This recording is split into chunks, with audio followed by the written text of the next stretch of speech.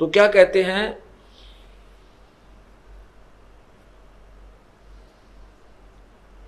माया हुई तो क्या हुआ, तू भूल रहा नरभूत, पिता कहेगा कौन को, जो जो वैश्या का पूत।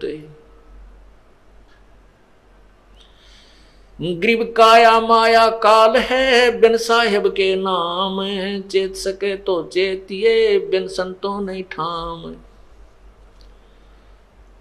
काया ये शरीर और ये संपत्ति, ये माया, ये दोनों ही काल समझ लेना। यदि तूने पूर्ण परमात्मा की भक्ति इस काया रूपी काल से और माया रूपी काल से यदि परमात्मा की भक्ति नहीं की, उसका सदुपयोग नहीं किया, तो दोनों ही काल हैं, ये तेरे जी के झाड़ बन जाएंगे। अब जैसे ये शरीर रूपी, शरीर को, काया को काल क्यों कहा? यदि हम इस शरीर के द्वारा भगवान की भक्ति नहीं करते हैं, सेवा नहीं करते हैं, दान नहीं करते हैं, तो बाकी क्या करते हैं? सारे काल के जाल में रहने के ही कार्य करते हैं। झूठ बोलते हैं, चोरी करते हैं, ठगी करते हैं, या पेट भरने का धंधा ही करते हैं। और माया काल क्यों कहा? यदि इसको सदुपयोग नहीं करते हैं, भगवान के धर्म धार्मिक कार्यों में नहीं लगाते हैं, तो ये माया हमारे जी की झाड़ बन जाएगी। क्योंकि इस माया से हम संपत्ति गणी बनावांगे, मरते समय वह संपत्ति याद रहेगी, कदे बेटे खराब कर दें, ये बालक रह गए, कदे संभाल ना सकें, और वहीं जन्म हो जाएगा, और उन्हीं का किताब बैल या कोई और पशु पक्षी बनकर वहीं घूमते रहेंगे। तो क्या कहते हैं, काया माया काल है, बिन साहेब के नाम, साहेब मन परमेश्वर, और चेत सके तो चेतिए, बिन संतों नहीं ठामे। तत्व यानी परम संत के बिना कितना ठिकाना नहीं है। अगर चेत सके तो चेतना, समझना है तो समझ जाए इस संकेत को।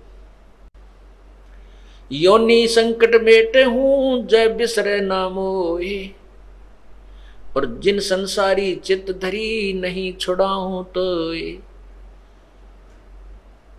अब परमात्मा कहते हैं कि तेरे इस जन्म मरण के झंझट को मिटा दूंगा यदि तू मुझे नहीं भूलेगा। मुझे भूलने का तात्पर्य है मेरे द्वारा दिए गए इस ज्ञान पर दृढ़ रहेगा और ये भक्ति करता रहेगा, तो फिर मैं तुझे काल के जाल से छुड़वा लूंगा।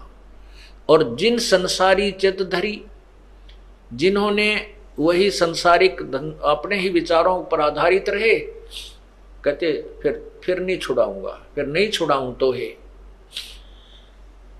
ग्रीब योनि संकट मेट हूं, जय बिसरे नहीं मोहे, जिन संसारी चित धरी, नहीं छुड़ाऊं तो।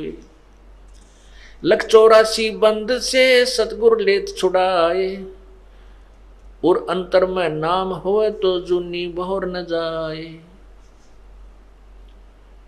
इस लख 84 बंद, 84 लाख योनियों में जो कर्मों के बंधन से हम बंधे हुए हैं, भोग रहे हैं, इस लख 84 बंद से सतगुरु लेत छुड़ाए। इस कैद खाने से वो बंदी छुड़वा लेता है।